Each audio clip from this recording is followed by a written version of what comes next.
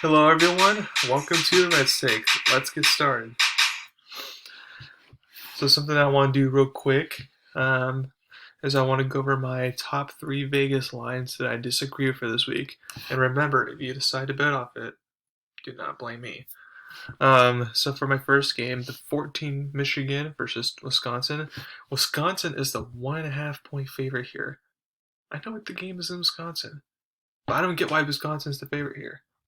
Michigan has not only clearly looked like the better team so far this season, but like I said before, the Wisconsin quarterback Mertz has not been a ranked team and falters in the spotlight, so I don't trust him to win this game. So, especially since Michigan can stop the run, which Wisconsin likes to do, it's like, go ahead and take Michigan there in the points. It's a pretty easy one. 2, you got 11 Ohio State 3-1 versus Rutgers 3-1. And Ohio State is favored by 10.5.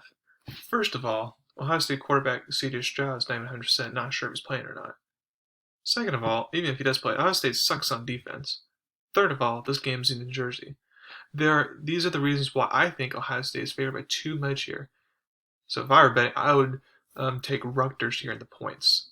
Now, I'm not going to predict them to upset, even though they could, but I'd at least take them in the points there. 3, Boston College 4-0 versus 25 Clemson 2-2. Clemson's favored by 16.5 points. It's like, has Vegas not watched Clemson this year? Clemson has good defense, I'll give it that. Not championship level, but they have a good enough defense, although they have some now injuries to their D-line, so I'll be kind of interested to see how that plays out. But their offense is allergic to scoring. They're starting running back Reese is out for the year now. Yes, Boston College has a backup quarterback. But after watching what Boston College did in Missouri, their first kind of real tough test, because all the other games have been cupcakes, but watching what they did there, and just watching how Clemson can't score, especially since Boston College, their starting quarterback and all the other players Clemson had last year gave them a fit. So I just feel like this is not only a game where Boston College will not only cover, but I think they would actually get the outright upset here. I'm predicting them to win this game. So therefore, if you're a bettor, if you don't want to take Boston College to win, it's fine, but at least take the points there because that's too much to be favored. And then I'm actually going to do a bonus one here. For the 8 Arkansas to Georgia game, Georgia's favored by 18.5. I've already, told you that I predicted Georgia's going to win. I had them win by 2 touchdowns. But like I mentioned before, I don't think Arkansas is that bad to where Georgia should win by that much. I feel like this game is a little more riskier, but I feel like you can definitely take Arkansas there in the points. I feel like that's just kind of too much for Georgia to be favored by. Remember, also, I have posted my college football bowl projections after we've basically been through a third of the season, a third of the season already. So you can find out on my LinkedIn and down Durrett. But now, for the rest of the podcast, we're going to finally talk some NBA. So as training camps get away and all that, a lot of people make up their different lists and all that. I'm not sure why some people make, bad lists, but there's a bad list that we're going to have to, discuss here. So ESPN came up with their, top 100 player list, but for me, I'm just focused on the top 20. And for their top 20, they had Kevin Durant 1, Giannis Antetokounmpo 2, LeBron James 3. By the way, they're not including Kawhi Leonard because they think he's going to be out for most of, if not all the year. LeBron James 3, Luka Doncic 4, Steph Curry 5, Nikola Jokic 6, Joel Embiid 7, Damian Lillard 8, Anthony Davis 9, James Harden 10, Bradley Beal 11, Paul George 12, Chris Paul 13, Jason Tatum 14, Devin Booker 15, Jimmy Butler 16, Trae Young 17, Donovan Mitchell 18, Chris Middleton 19, and 20 Kyrie Irving.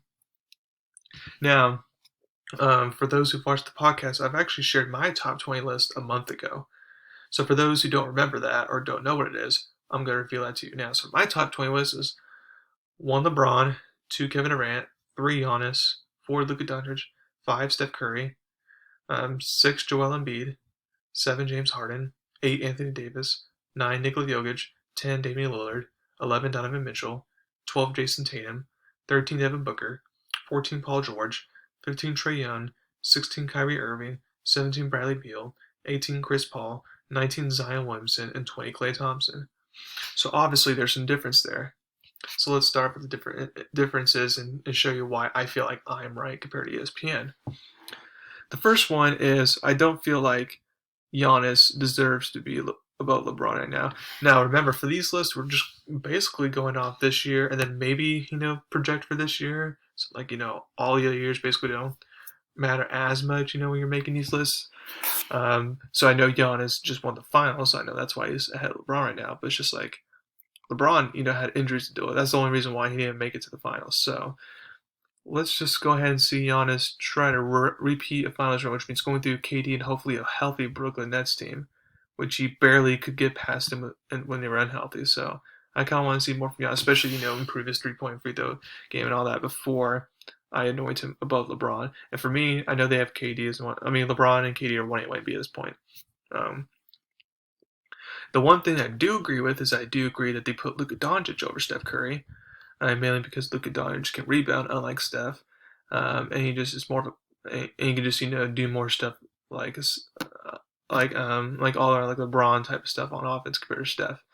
Um, I don't get why I know the Joker won the MVP last year, but doesn't ESPN realize that Embiid was playing every single game that Embiid would have won the MVP last year? Like I know the Joker is a better passer than Embiid, and you can say maybe better, pure shooter. But basically, other than that, I would take Embiid over Joker any day of the week. So I feel like that's a problem there. So that's why I had Joel Embiid at 6. And then I don't get why they had James Harden away at 10. It's like, did they not see that when he went to the Brooklyn Nets and when he was playing for at least half the time by himself, that he was averaging triple doubles. He was going to be in that ball hog type score. He was dishing, he was assisting. He's rebounding, making a bunch of different plays. It was looking like legit player versus just a ball hog, just a shooter type of thing, like what it was in Houston or D'Antoni. So I just don't get why James Harden just gets disrespected there. So that's why I put him 7. And then next beef I have with is I know Bradley Beal is a good scorer and all that, but he's not like a team carry. He's not going to lead your team to the postseason that much just on his own. And in my opinion, Bradley Beal is kind of like where James Harden has been all the way up until recently, where he's just a good scorer, nothing else. So I feel like he's kind of rated too high. That's why I have him down low at 17. But I feel like out of the Mitchells, the Tatums, the Bookers, the Youngs, like those type all around same age generational type players, I feel like Donovan Mitchell's clearly the best of all of them. Maybe you can make a case for Tatum, because he's actually been to Eastern Conference Finals a couple times, which Mitchell hasn't gone past the second round. But Mitchell, he performs way better in the postseason. Tatum, he does sometimes. For the most part, he does, but sometimes there are off nights. But then also, Mitchell led his Jazz team to a #1 seed and the best record in the NBA. And in fact, he did such a good job that he was out for the last 3 or 4 weeks of the season, and Jazz still kept that #1 seed. So, in my opinion, Donovan Mitchell is kind of like a Dwayne Wade there. I just feel like he's a different animal, so that's why I put him above Tatum. And then Booker, kind of like Bradley, he's just a scorer. He needs to kind of develop more in his game or to get past the Tatum and Mitchell hump. Paul George, I had him 14, and that's only because of what he did in the postseason, redeeming himself. Trae Young, I thought about putting him above Paul George because he played very well in the postseason as well, but I want to see it again. Um, Kyrie Irving, I had 16. I don't get why Curry's behind Chris Middleton and all that. It's just like he had a 50-49 last year, so he shot 50%, at least 50% from the field, at least 40% from the 3-point line, and at least 90% from the free throw line. Like that's very rare for a player to do, especially for a player of his caliber, because you might say like Kyle Korver or something do that, but obviously they're not going to score as much, produce as much as like Kyrie Irving does. So I know we know his off the court and his persona. I know that can be a detriment, but if you're talking about just on the court wise, Kyrie Irving definitely does not deserve to be at 20, like barely, and he should be a little higher than that. And then for me, I had Klay Thompson there, but I don't blame ESPN for not having him in there because he needs to play. Um, but so I guess my one beef is now they had Jimmy Butler in, not over Donovan Mitchell, Kyrie stuff, but they had him in, and then they didn't have Zion Williamson in. It's like, okay, Jimmy Butler was out at least half the year, if not a little bit more, and then in the playoffs, besides Game 1, Games 2 through 4, now he got swept. His team got swept, but he stunk. He played horrible. End of story. Just played horrible. Just played awful. And Zion Williamson, for mostly every game this season, he played really, really good. And I know he didn't lead his team in the playoffs, but it's because the Pelicans are that bad of a team.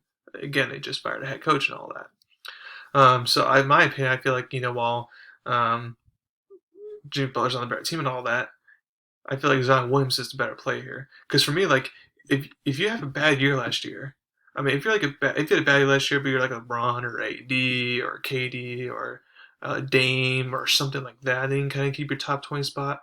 But for Jimmy Butler's case, you do not keep your top 20 spot after last year. You got to prove it to me that you're still a top 20 player at this point. So that was so I just didn't like how that list was. So you guys have to let me know which list you agree with, either ESPN list or my list. I feel like mine's better. Um, so something that we're also doing is they've come out with projections, for all the different NBA awards this year. So I want to go over my preseason projections. For this, it's really hard. I'm just gonna say it straight up, it's really hard. I can whiff on all of them. But Rookie of the Year, Cade Cunningham, Jalen Green, and Jalen Suggs are my nominees, and I have Jalen Green winning it. Because I feel like, with John wanting out Eric Gordon might be out up for a trade. Jalen Green's going to get a lot of opportunity and playing time, all that. With a young roster as well to kind of, make some noise in a loaded West there. Versus, Cade Cunningham, even though Detroit's not that good, at least they have a few other pieces there. So you don't need him as much as, like, Houston needs Jalen Green or Magic needs Jalen Suggs. And even Davion Mitchell for the Kings, I feel like he's definitely in the running as well. But yeah, for my opinion, I'm going to Jalen Green win it. Coach of the Year, Quinn Snyder, Jazz, Steve Nash, Brooklyn, and then Eric Spoelstra, Heat. My winner here will be Quinn Snyder. He got robbed of it last year, and this year I feel like he gets his victory this time. I think since Jazz should be first again in the Loaded West once again, that gives him an edge. If healthy, we can expect Brooklyn to be first in the East. That's not a shocker. And then after Miami's offseason improvement, we should expect improvement from the Heat. Now, the Heat are above Brooklyn or Milwaukee or even both, then yes, give it to Alex Spoelstra. But if not, then Quinn Snyder's the guy. Most improved player, LaMelo Ball, Jeremy Grant for Detroit, and then Spencer Dinwiddie for the Wizards. I'm going to take LaMelo Ball here. I think Ball has shown progression, from the beginning of the regular season to the end of the regular season. I feel like he's going to continue to show that and eventually become an all-star. Defense player, PJ Tucker for Miami, Rudy Gobert for the Jazz, and Draymond Green for the Warriors. I'm just going to take Rudy Gobert here once again. I can be wrong, but I feel like he'll probably win it once again. Sixth man of the year, Derrick Rose, New York, Carmelo Anthony for the Lakers, and then Jordan Clarkson, the reigning sixth man of the year. I'm going to have Jordan Clarkson repeat. I can see Carmelo Anthony win his award, but I think Jordan Clarkson, he's not showing any decline. I feel like he's going to produce once again like he did last time. And then for MVP, my three finalists are Joel Embiid again, Stephen Curry again, and then this time Luka Doncic instead of the Joker. And for the winner here, this is going to bank that Joel Embiid stays healthy, so I'm going to take Joel Embiid to win the MVP here. And then for my All-NBA first team, I have Luka, Steph, KD, Giannis, and Joel Embiid. And for my All-NBA second team, I have Kyrie Irving, James Harden, LeBron James, Paul George, and Nikola Jokic. And then for my All-NBA third team, I have Damian Lillard, Donovan Mitchell, Jason Tatum, Anthony Davis, and Bam Adebayo. And then some substitutions, for multiple of these players, out for a long period of time, or just for some reason to perform. I think Trae Young can get on that third team. I think Domantas Sabonis for Pacers can also get on that third team. So thank you very much for listening to my podcast today. Please subscribe to my channel, tell everyone about me. Thank you very much, and you all have a wonderful day.